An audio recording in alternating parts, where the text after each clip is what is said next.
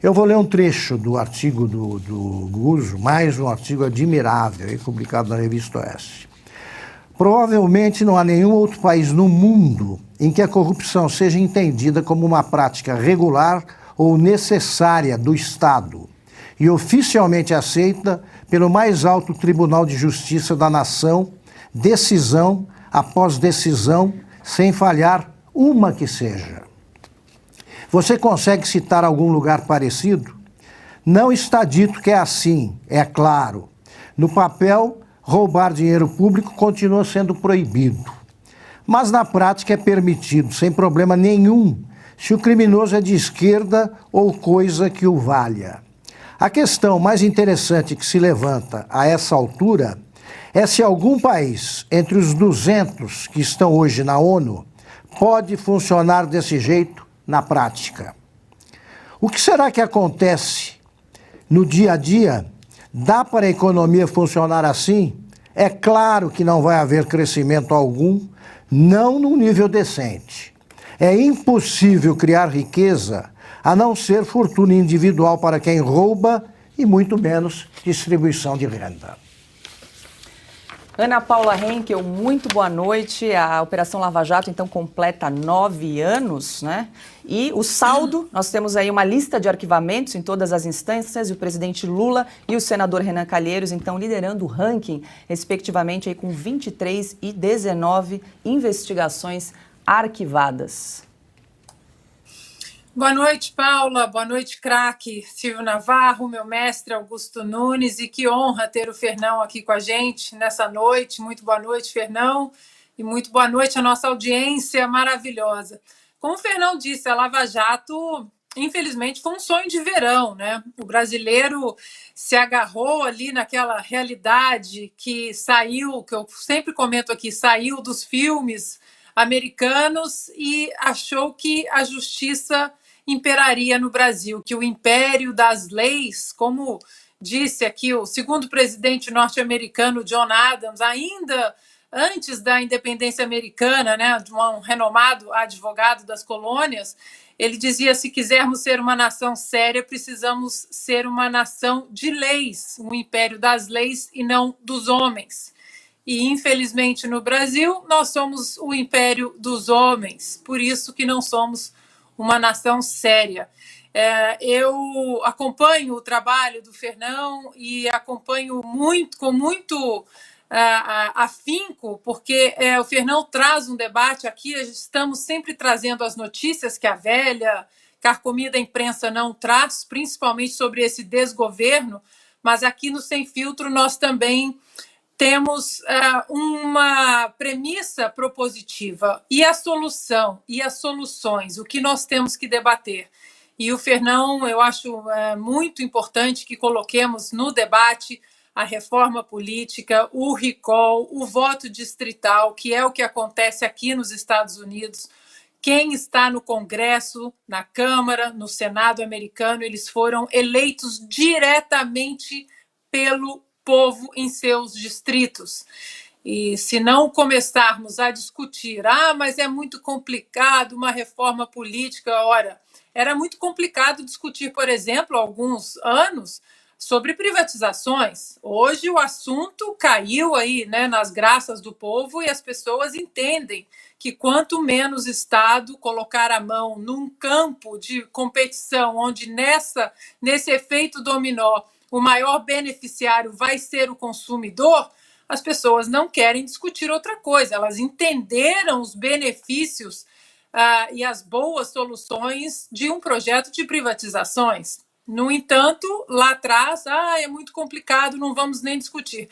Então, por mais que uma reforma política ela seja complicada de começar a discutir, ela em si não é complicada. Então, estou muito feliz que o Fernão esteja aqui com a gente para explicar exatamente o que acontece aqui nos Estados Unidos de uma maneira simples, porque se não mexermos nesse campo da reforma política, nós vamos continuar enxugando gelo, assim como a Lava Jato acabou sendo aí, né, mais um sonho de verão, como o Fernão disse, morreu na infância.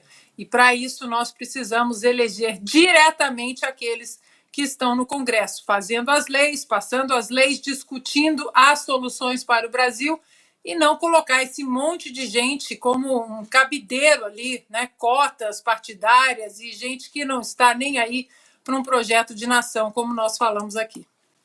E já que estamos falando de Operação Lava Jato, o artigo de Augusto Nunes, nesta edição da Revista Oeste, com o título O Mais Obsceno Faroeste à Brasileira, escancara a inversão de valores que assola o país, em que vilões se fantasiam de xerifes e tentam provar que os mocinhos é que são os bandidos. Muito boa noite, Silvio Navarro. Vou pedir para você ler um trechinho desse artigo que está imperdível nessa edição da Revista Oeste e já fica à vontade aí para engatar o seu comentário na sequência. Boa noite, Paula Leal, mestre, meu irmão Augusto Nunes. Bem-vindo, Fernão, craque, querida Ana Paula Henkel. Boa noite para você que nos faz companhia todas as tardes aqui na Revista Oeste. Olha só, Paula, eu vou ler aqui um trecho do artigo do Augusto, de fato muito bom. Só antes, como foi mencionado o artigo do Guzzo, eu queria só fazer um rápido comentário, porque tem uma frase no meio do artigo dele que resume muito do que hoje a gente vive no Brasil, né? Ele diz que os corruptos, neste momento, depois de toda a virada que o Supremo Tribunal Federal fez em relação à Operação Lava Jato, tornou 100% impossível qualquer condenação no Brasil. E aí ele usa a seguinte frase: torna-se impossível, objetivamente, que haja qualquer dor de cabeça daqui para frente para quem roubou. Então, eu acho que essa frase ela é definitiva. Nos dias de hoje, a partir de agora, quem roubou não terá mais dor de cabeça. Há um revisionismo histórico acontecendo. Eu volto nele daqui a pouco, que eu quero ler aqui um trecho do brilhante artigo do Augusto Nunes nesta edição.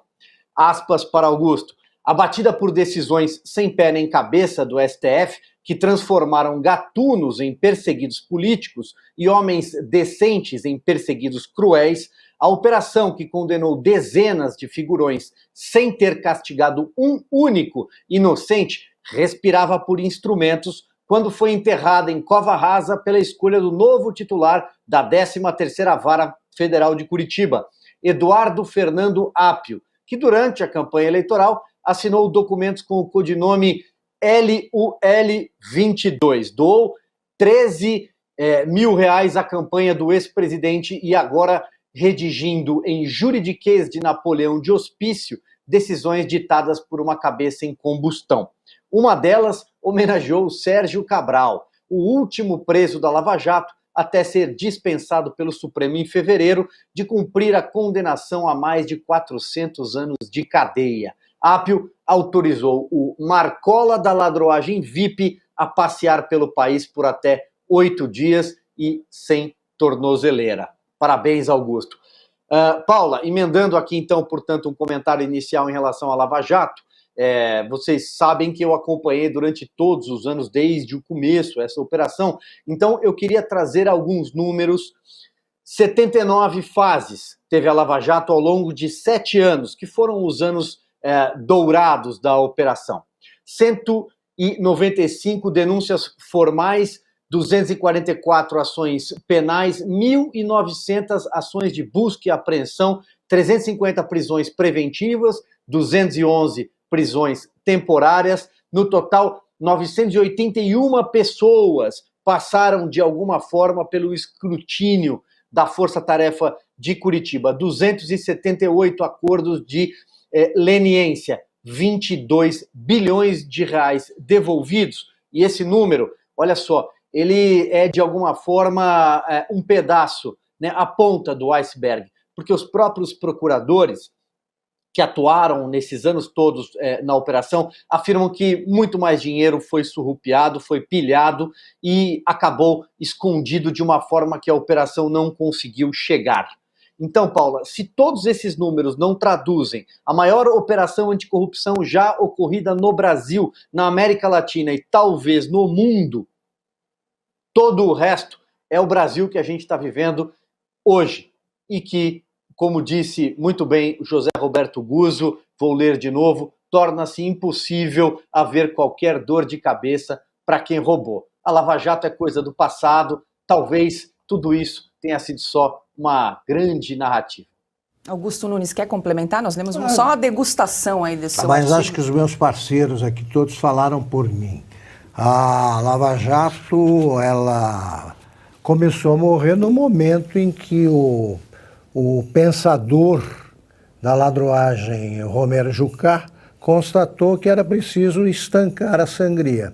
A Lava Jato estava perigosamente próxima do Poder Judiciário e também chegava à cúpula do Poder Legislativo.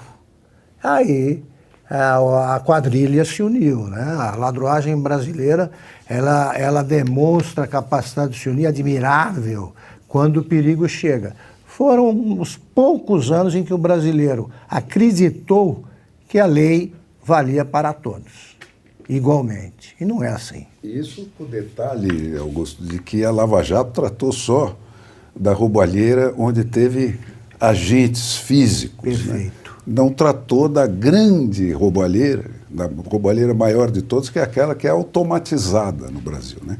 É feita com a lei, não contra a lei. Né? Que é o que eles estão agora avançando nesse território. Né? O Lewandowski está aí legalizando as próximas roubalheiras. E você tem um monte de dispositivos desse tipo no Brasil, né, que promovem diariamente, cotidianamente, por baixo do pano, transferências de volumes gigantescos de dinheiro, né, desses fundos de pensão, de FGTS, que ninguém sabe onde vai, o que vira, né, esses dinheiros. Né. Fora toda a vasta coleção de mordomias, né. Você imagina... Tudo legalizado. Tudo legalizado, né? Quantos carros oficiais se compra no Brasil inteiro, nas 6.000 prefeituras, nos 26 governos estaduais, e mais naquela corja toda de Brasília, né?